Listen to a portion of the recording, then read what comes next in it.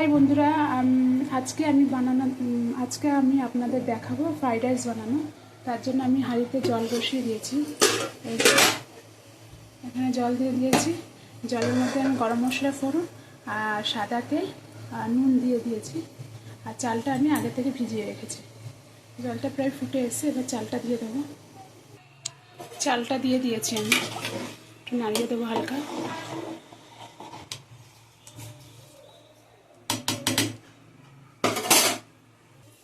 ভাতটা আমার হয়ে গেছে, এবার নামিয়ে ফেলবো।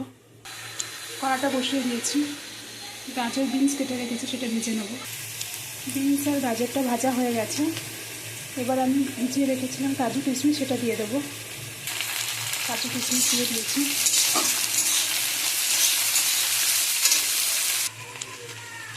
ভাতটা দিয়ে দিয়েছি।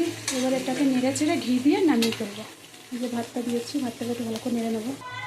ঘিটা দিয়ে দিয়েছি উপর থেকে।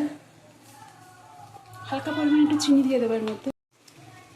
এই যে ফ্রাইড রাইস প্রায় হয়ে এসছে। এবার উপর থেকে একটু গোলমরিচের গুঁড়ো ছড়িয়ে দেবো। ফ্রাইড রাইসের রেসিপিটা আমার রেডি হয়ে গেছে। রেসিপিটা যদি ভালো লেগে থাকে তাহলে একটা লাইক, শেয়ার, কমেন্ট আর সাবস্ক্রাইব করে দেবেন। Thank you.